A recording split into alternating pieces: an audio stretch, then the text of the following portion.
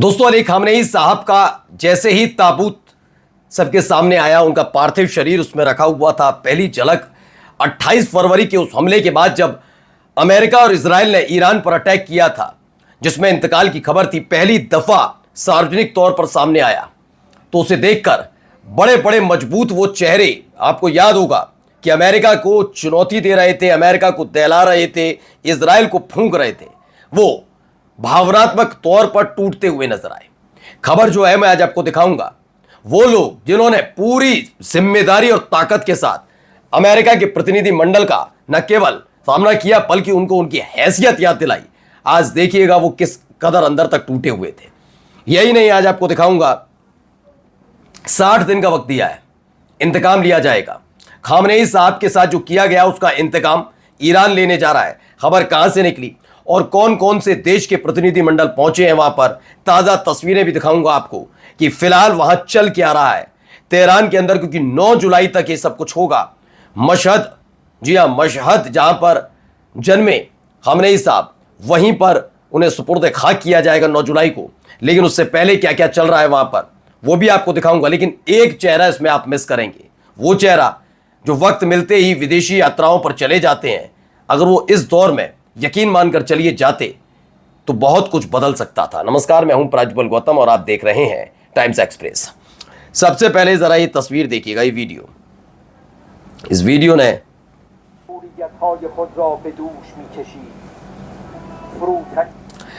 तो उधर अब्बास अरागाची हैं, इधर गालिबाफ साहब हैं, दोनों खड़े हुए हैं, वो रो रहे हैं।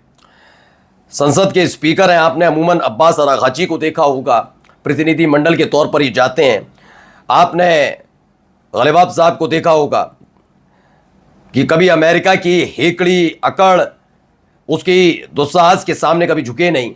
ये वो मजबूत चेहरे हैं जिन्होंने इस मुश्किल वक्त में भी, बहुत मुश्किल वक्त आया ईरान पर जब 28 फरवरी को अचानक अटैक किया था, उसके बाद इन्होंने ईरान को न केवल संभाला बल्कि इस हैसियत पर अमेरिका को लेकर आए कि उसने घुटने टेक दिए थे। और आज ये चेहरे उदास भी हैं। इन चेहरों में उदासी के साथ साथ एक टूटन भी है कि उनका अपना एक ऐसा नेता जिसके नेतृत्व में ईरान को इतना मजबूत बनाया, वो उनके बीच नहीं है। ईरान के शहीद supreme leader Ayatollah Syed Ali Khamenei के अंतिम संस्कार समारोह के मौके पर ईरानी संसद के स्पीकर गालिबाफ का क्रंदन, बगल में ईरान के विदेश मंत्री अरागाची खड़े हैं। ये खबर भी निकलकर सामने आई, देखिए क्या क्या हुआ। फूट फूट कर रोए ईरानी राष्ट्रपति और संसद स्पीकर, खामनेई के जनाजे में उमड़ा जनसैलाब। तेहरान के ग्रैंड मुसल्ला परिसर में खामनेई का राष्ट्रीय ध्वज से ढका ताबूत रखा गया। उनके साथ उन परिजनों के ताबूत भी रखे गए जिनकी मौत युद्ध के पहले दिन हुए हवाई हमले में हुई थी, जिनमें उनकी 2 साल की पोती भी थी। ईरान की सरकार जनाजे को केवल एक शोक समारोह नहीं बल्कि राष्ट्रीय एकता, राजनीतिक मजबूती और युद्ध के बाद अपनी शक्ति का प्रदर्शन मान रही है। अब आपको मैं बताता हूं, इस खबर की जो आखिरी लाइन है बहुत ज्यादा महत्वपूर्ण है। एक खबर निकल कर आई है, इस सब के बीच में आपको बता दूं, 9 तारीख को जो है कि सुपुर्द खाक किए जाएंगे मशहद में। तब तक जनाजा और ये जो अंतिम आखिरी विदाई, अलविदा कहा जाता है, हमारे यहाँ भी कहा जाता है कि आखिरी विदाई, आप आखिरी वक्त में आकर चेहरा देख लीजिए, वो चल रहा है।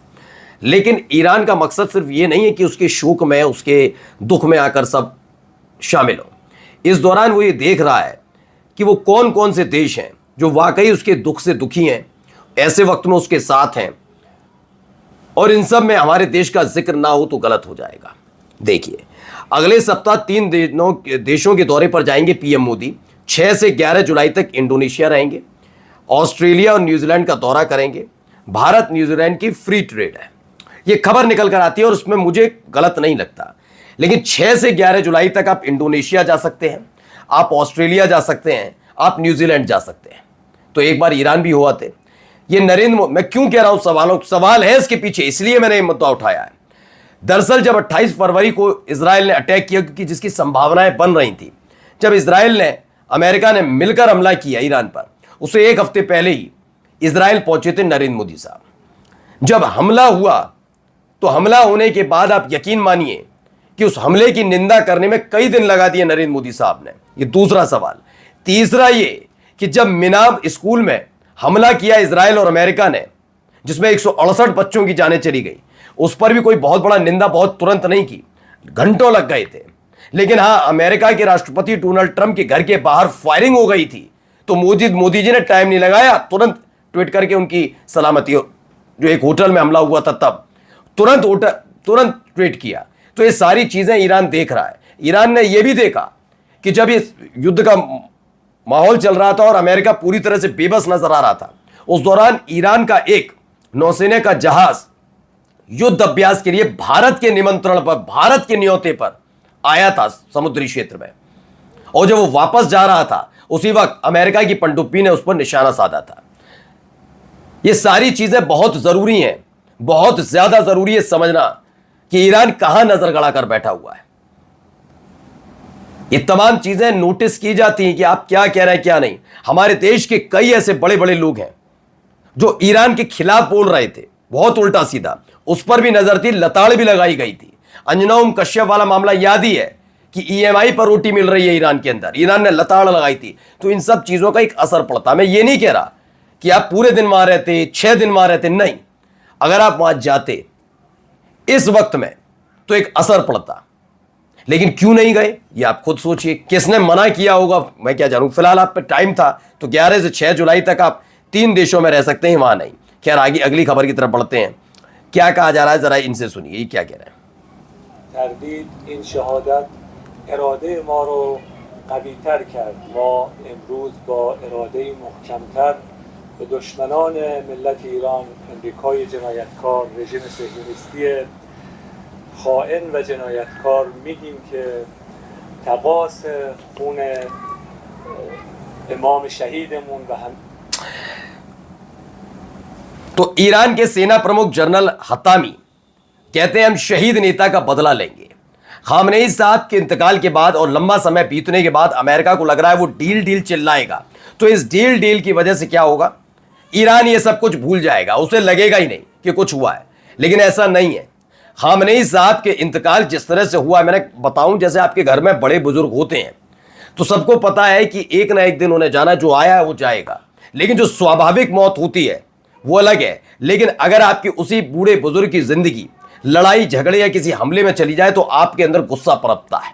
आप जानते हैं कि उनकी उम्र हो चुकी थी, लेकिन फिर भी वो स्वाभाविक मौत नहीं थी। वही गुस्सा यहां है। उन्होंने कहा यह बात अलग है कि अमेरिका और ईरान 60 दिनों के सीजफायर के दौर से गुजर रहे हैं और एक फाइनल शांति समझौते तक पहुंचना चाहते हैं। लेकिन ये बात भी सच है, हम बख्शने के मूड में नहीं है। और जाते जाते जरा तस्वीर देखिए, वीडियो।